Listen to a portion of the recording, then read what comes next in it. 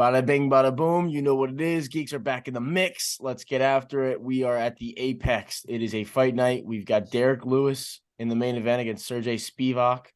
It's going down. Let's get into it. We're going to do every single pick on the card, starting with the prelims from the bottom to the top. Let's get after it. First fight of the night. We got a female boot going down at flyweight. It is Natalia Silva, 13-5-1, coming out against Teresa Bleda, 6-0. Not too confident in this pick, but I mean, Natalia Silva did look really good in her last fight. Really good movement, really good striking. It was like Taekwondo-ish with the points, but it was effective. She hit some big shots. Teresa Bleda, obviously, not much to be seen here. She needs to kind of prove herself. It's going to be an interesting task to see if she can get Natalia to the floor, because standing up, I think Natalia wins. So I'm going to keep it simple. I'm going to ride Natalia Silva in this one, and that's going to be my pick. What do you got, Goosey? I'm gonna take the dog in this one. I am gonna take Teresa Bleda, the girl who her nickname is Rhonda, and I think that she has a good skill set in this one because Maria Oliveira, she was able to stuff takedowns her last fight, but she did that by going to the clinch. I think if she goes to the clinch against Bleda, she'll use Taekwondo, get her on the mat, and then it will be a mismatch for Bleda. I do agree on the feet. Silva will probably be getting the better end of these exchanges, but plus money, I feel like taking a shot on Bleda here is a good call. Fair enough. Dana, what do you got? That makes sense to me, but I'm gonna stick with Natalia Silva just because she's got the experience on her, she's got the age on her. This chick Teresa, she is 20 years old. She's pretty young, making a debut, right? Natalia's been there, been in the UFC at least for a fight or two.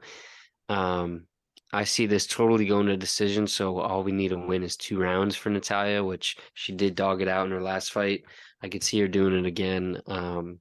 Takedowns, ground control time, stuff like that. So I'm riding with Natalia. Let's go. Natalia's minus 175. The return on Bleda is going to be around plus 140-ish. Fishman, what do you got? Yeah, it's tough for me to pick one, but I'm going to go with Natalia Silva just because of the experience. And I think I mean, this girl, she even in her amateur bout, this girl's undefeated. So I understand the dog pick, but I'm just gonna ride with the favorite in this one just because I mean, she's on a good run at a higher level. So let's get it. Facts. All right, we're moving into the next boot. This one's going to be a good one, man. 135. We've got Fernie Garcia, 10-2. The boxer coming out against Washington's favorite, Brady Highstand, tough alum, 5-2. Skipped the BS, did not win tough, did not go back to the regional scene. Getting the straight pass right into the UFC, and he's going to get Fernie Garcia, who also is not exactly a vet to the scene. So this is pretty good matchmaking here. Brady Highstand is going to have a good chance at his debut. The problem for me in this fight is, Brady Highstand's going to need to wrestle. And I mean like wrestle, because Fernie Garcia is a very technical boxer. The guy's got great hands, and he's good with like top control. His jiu-jitsu offense, not crazy. That's where Brady Highstand's going to have advantages in this fight, where, Brady's going to be the jiu-jitsu guy. He's going to be the guy with more striking arsenal. He throws leg kicks, head kicks, the whole thing, throws up standing offense, jiu-jitsu wise. Fernie Garcia, he's a simple guy. He walks you down. He's got good wrestling. He's got good boxing. So, I mean, as long as Brady Highstand can stay away from some big shots, stay away from standing in front of Fernie Garcia, I do think this is a great spot for Brady Highstand to mix it up and kind of just show his levels in the game right here. I know it's a lot to ask. He hasn't really beaten anybody.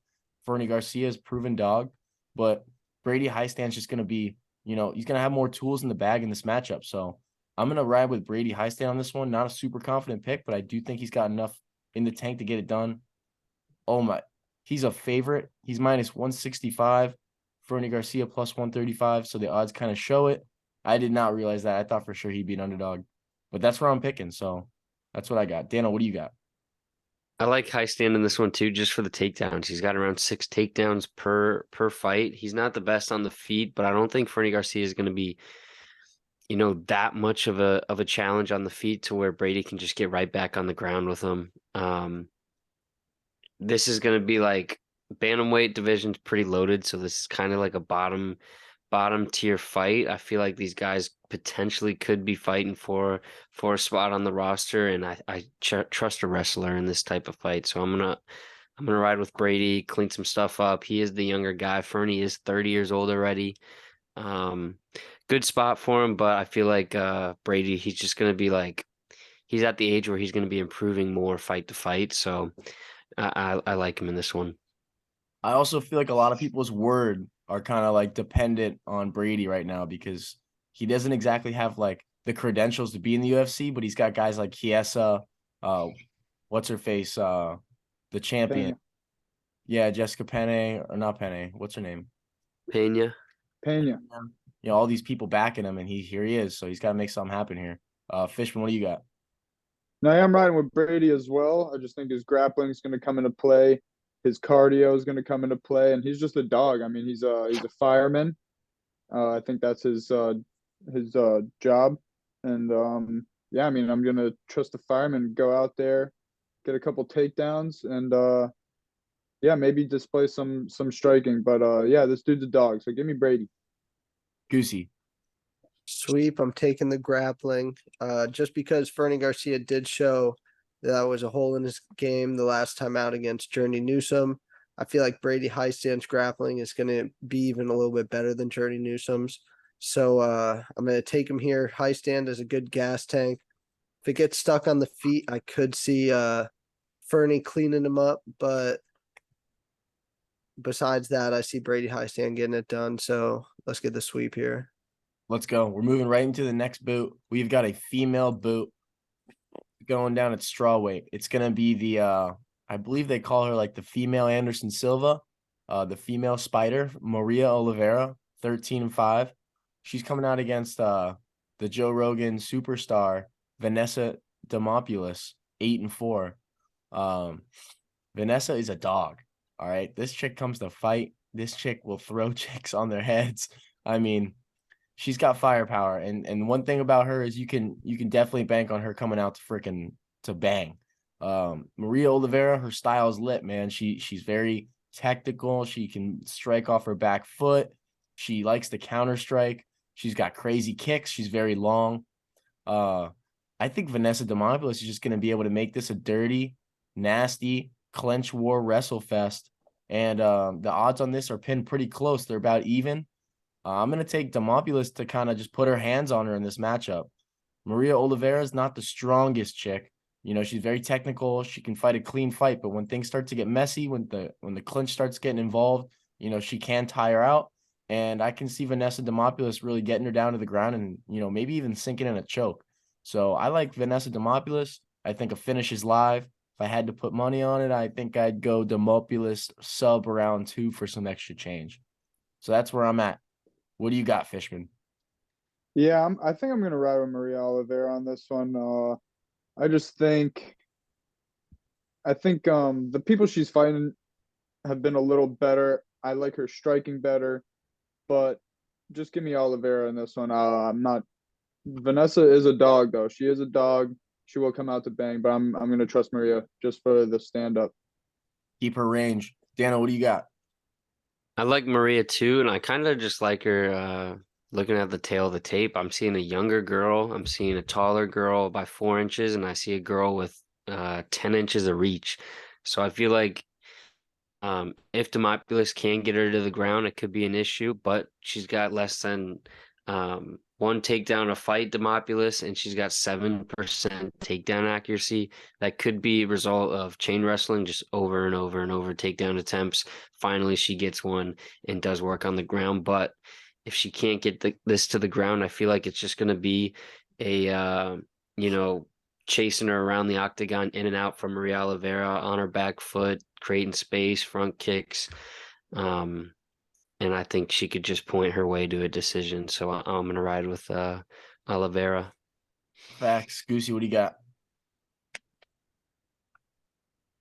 I'm gonna take Demopoulos, and I took my time on that because I was flipping the coin in my head. But what it comes down to me, I'm gonna up you one on your round 2 decision. I'm going to say or round 2 submission. I think she gets a armbar round 3 because she does put a grueling pace on, and we've seen Oliveira in her last fight out, gas out, and get to a split decision with Gloria DePaula in a fight that she was dominating early. Demopoulos is tough. I don't really see her getting knocked out. So if she's there late, she's going to be clinching her up the whole fight. The gas tank's going to be gone. And then Maria Oliveira has gotten armbarred a few times. That's a Demopoulos signature. She's very good at grabbing it up. And if they're both tired in round 3, I could see her getting it done. So give me Demopoulos in this one. Let's go. We're moving straight into the next one. That's a split. You're going to have to stay tuned to the sheet. You're going to have to get some added advice on that one. We're going into the next one. We have got the tough champion, Ricky, the pretty boy Turcos, coming out at 135 pounds against Kevin Natividad, who is 9-3. Natividad 0-2 in the UFC. You go through his resume, not exactly, a list of killers. You get guys like 10-5 on the LFA scene before he jumps into the UFC. So still a lot to prove for a guy like Kevin Natividad. Ricky, we all watched his improvements. We all watched him come through tough. We all kind of know where Ricky stands. That's why this fight's so interesting, because they give us a guy like Kevin Natividad who really hasn't shown us much either, which leaves just a lot of questions in the air about what we're going to see. We're going to see Ricky get tested in this fight. I think that a guy like Kevin Natividad doesn't have enough steam. With Ricky Turcos, you're talking about a guy that's given his all for 3 rounds, relentless pace, not exactly the most technical or inflicting damage, but it adds up and guys break. And a guy like Ricky, I think, can tough this one out and set a pace high enough to beat a guy like Natividad. So, and honestly, this is a pick where it's like Natividad hasn't done anything to the point where I can trust that he's going to beat Ricky. I mean, Ricky's just brings that energy. He's going to walk into the octagon. He's going to look at the guy. He's going to do some weird finger motions, and he's going to scream. Okay, this guy's Tony Ferguson-esque. I like it. I'm riding it, all right? Until proven otherwise, give me Ricky Turcos not falling into the Natividad quicksand. Smell ye. The odds on that one, let's see what we got. We got Ricky Turcos is going to open up. Okay, not open up, but he's sitting at minus 155 right now. Natividad plus 130, so Vegas slight lean on him. Dano, what do you got in this one? I like Tercios, and I feel like you should get him before that line increases, because they are going to be hyping up Tercios a lot because he was their tough winner. They want him to do good. They're going to be advertising him. I think this is another fight where if Natividad loses, he could risk losing his spot in the UFC just because he hasn't been off to a hot start. And they need Ricky to get a win here. Like I said, he's the tough champion. But besides that fact, I think he is going to win this one just because, like you said, he is a weird dude in the octagon where he's doing all these motions. Strikes can come from anywhere with him. He throws kicks, he throws knees, he throws crazy punches. But we didn't see that in his last fight. He had like a weird performance in his last fight that I'm hoping is not him. I'm hoping he comes out differently. He comes out energized, and we get a little Ricky 2.0. So I'm going to ride with Ricky Tercios. Please don't give us the same Ricky as last fight. Goosey, what do you got? Riding you guys, picking Ricky Tercios, and you mentioned his last fight. I think it just comes down to Zahabi having the recipe to get it done. He had a good game plan going in. And I don't think that Natividad is going to be able to stick to his game plan here. From what I've seen in the UFC, he likes it to be a cleaner fight. And Ricky's going to make it dirty in there, I think. Early, Natividad might find success, but he gassed out late against Miles Johns, got finished in the 3rd round. He got hit with a clean punch early his last time out. So I think Ricky Tercios makes it ugly enough. I could see a late finish, but most likely Ricky. Actually, I think Ricky gets it done round 2 or round 3 in this one. So that's what I'm gonna go with. Bet. What do you got, Fish? Yeah, I'm riding with Ricky, but I think it's going to be a decision. I'm riding Ricky decision on this one, but this dude comes out, gives it his all. But yeah, I mean, the last fight out, it was just crazy to see. Like, he's usually a dude that just crazy output, but I'm just marking that last fight off as just some outlier. But I'm going with Ricky on this one. Let's go. We're moving to the next one. We got another 135 bout. We got a guy we just talked about. We got Miles Johns coming out 12-2 against Vince Morales, 11-6. This is a good fight. This is a really good fight. These guys are very similar. They both can wrestle hard, and they both, like to throw those big power punches. So don't be surprised if you see these guys stand up and bang, because, the wrestling, seems to void itself in situations like this in the past. I can see this fight going Miles Johns' way, a long time until it's not. But at the same time, like, I really don't have that faith in Vince Morales to pull that third round card. So I do think Miles Johns is going to squeak this one out. But I think Vince Morales is going to give him a really tough time in round 3 if he can't put him away, because Miles Johns has more pop in his hands, I would say, and Vince Morales seems to walk into a lot of shots. So I wouldn't be surprised if Miles Johns sleeps him or puts him down at any moment in this fight, but I am going to be worried about his gas tank. So I think that the first minute or first round and a half are Miles Johns banked, and then if he can just give me, another half round, not get finished in the third, I think this is a pretty clean Miles Johns decision right here. Just got to watch out for Vince Morales' wrestling and just dogness, because he is a dog.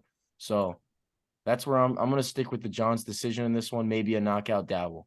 So, Fishman, what do you got? Yeah, I'm going to ride with Miles Johns on this. I think that his grappling is going to come into play a little bit. He doesn't have a high takedown rate. He doesn't get too many takedowns a fight, but I'm going to ride with him. He does have pop in the hands. And he doesn't get hit too much. That's another thing I like. So I'm just hoping he comes out, good gas tank, and just grinds him down. So, yeah, give me Miles Johns. What do you got, Goose? Yeah, so in my breakdown of this, I was looking at it. I saw Vince Morales was supposed to fight Jose Johnson. So Miles Johns is stepping in on short notice here. I thought that would give Morales an advantage. But then I was thinking about it. A guy like Miles Johns, he wouldn't be jumping at this fight unless he was ready to go and felt confident that he could step in and win. And I think this is a case of him being in shape, giving himself a goal of fighting before Thanksgiving and hoping a short notice opportunity came up. And this feels like it. So I expect him to be in shape. And stylistically, he's a bad matchup for Morales. Morales was probably in training camp for a completely different style of fighter in Jose Johnson. It's going to be tough. I don't see him stopping the takedowns necessarily well. And then Miles Johns has crazy pop in the hand. So he catches a few of those clean. It's going to be a quick night. Facts. Dana, what do you got? I'm riding with Miles Johns too, but I kind of have a red flag in this fight, just because Miles John, he came in being a really good wrestler, and in his first 2 UFC fights, he did have 4 takedowns. He looked good on the ground, but then he started getting a knockout here, knockout there, and then he fell in love with his hands, and kind of the takedowns vanished from his game. And I've talked about it in other videos where a wrestler who finally gets a knockdown, they do fall in love with the hands, and then it becomes their demise where they get stuck on the feet with someone. And I don't want this to be Vince Morales, because he is a good boxer. He does have good hands himself, but I'm going to put faith in Miles John to have a smart game plan. He is 32 years old. He does have a shorter reach. This is short notice. I feel like if he can work takedowns in and work the stand-up game, he's going to be successful. But if this is 3 rounds on the feet, I'm going to be clenching my teeth. I think Miles John will get it done, though. But if this goes late, don't be surprised if we see Vince Morales. I agree wholeheartedly, and we are going to look at the odds on this one. And bada bing, bada boom. They're not on the Bovada. So we're going to move into the next fight. Next fight, we have got a little scrap here. We've got a flyweight female boot between Jennifer Maia and Marina Moroz. Jennifer Maia, 19-9-1. Marina Moroz, 11-3. I'm keeping this one simple. I think Marina Moroz is going to get this done. I think that Jennifer Maia's kind of showed a little bit of a decline in her game last fight or two. And I think Marina Moroz has shown so much improvement in her last couple fights. It's honestly insane. You're talking about a Marina Moroz that in her last like 3, 4, 5 fights is coming off of 3 or 4 performance bonuses. All right. Fight of the night, submission of the night, what you name it. I mean, this chick has flipped a switch and she's on another level right now.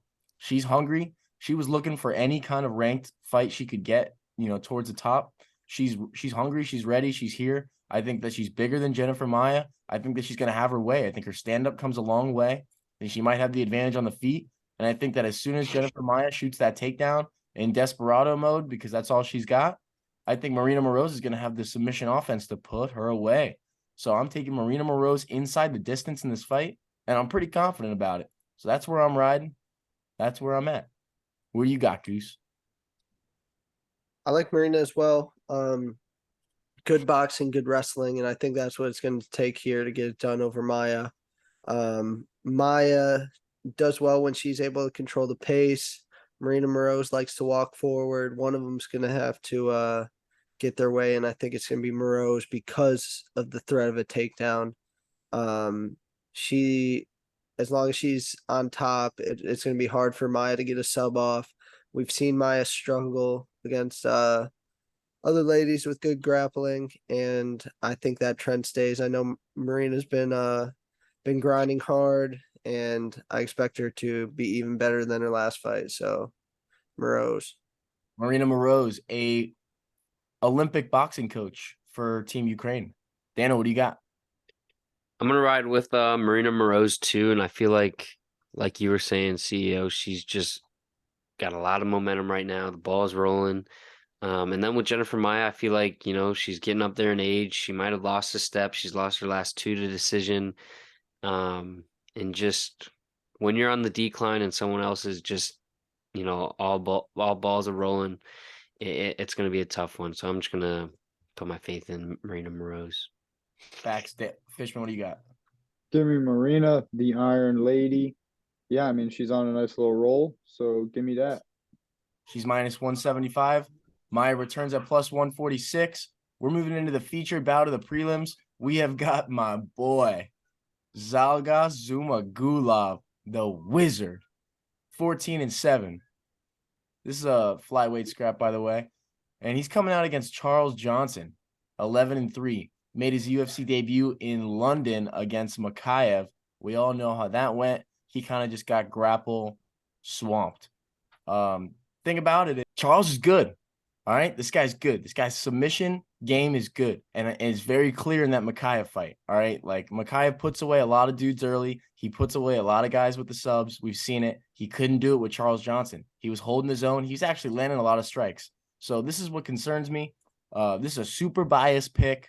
Probably don't tail me on this one, but I got Zhalgas Zhumagulov getting a freaking KO because that's the only way this guy stays in the UFC, and I'm freaking here for it. All right. This guy's been through death row, and it's his time. All right. They're freaking trying. They're giving him a guy who lost his debut. He needs to win and put himself into the UFC. He needs to legitimize himself. Here you go, Zhalgas. Do it. Show us you belong. I'm here for you, Zhalgas. Let's get it. Left overhand, bada bing, round 1. Sleepage. It's his only way. All right. What do you got, Goose? Dude, I was getting the Zhalgas inspiration, and then you said KO, and then you said round 1, and I don't think I see that happening. I'm gonna pick Charles Johnson here because he's like an incredible athlete. He was playing college sports at LSU before. Now he's in an MMA, and I mean that Makayev fight in London, that's gonna be a tough night out for anyone. He showed that he can definitely hang. It was just a little bit of a difference in grappling that Makayev just had the cardio to go 3 rounds with. I don't think Zhalgas will be able to do that. I think this will be time spent on the feet, and we haven't seen Charles Johnson stand up, but I assume that it's going to be good, judging by his resume to this point. So I'm going to take Charles Johnson here. Fair enough. Dan, what do you got? Can't buy into Zhalgas. I would love to see it, but I just feel like Charles Johnson, he's just gonna get it done. I feel like he could be a little bit better in all the categories, maybe except the power. He did get fed to the wolves with Muhammad Makayev, and we did see him get taken down 12 times in that. I know Zalgas likes getting takedowns, so that could be a problem to at first glance. But if you look on the bright side, he did stuff 14 takedowns from Muhammad Makayev, so that's not too bad.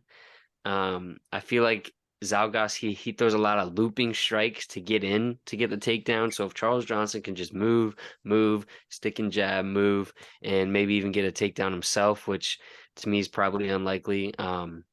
I could see him getting a decision in this one because Zalgas is pretty damn tough. Fair enough. Fishman, what do you got? Yeah, I think the hands for Charles Johnson will come into play, and his grappling. He is a good grappler. I think he will be able to ward off some of these relentless takedown efforts from Zumagulov. But yeah, I mean, I don't think he puts him out like Dano said. Nice decision play, probably. But yeah, give me Johnson in this one. Fair enough. Those are the prelim picks. 281 last weekend. Alex Paeta and new. Let's go. Tune in for the main card video. We're coming up next. Let's get it, boy.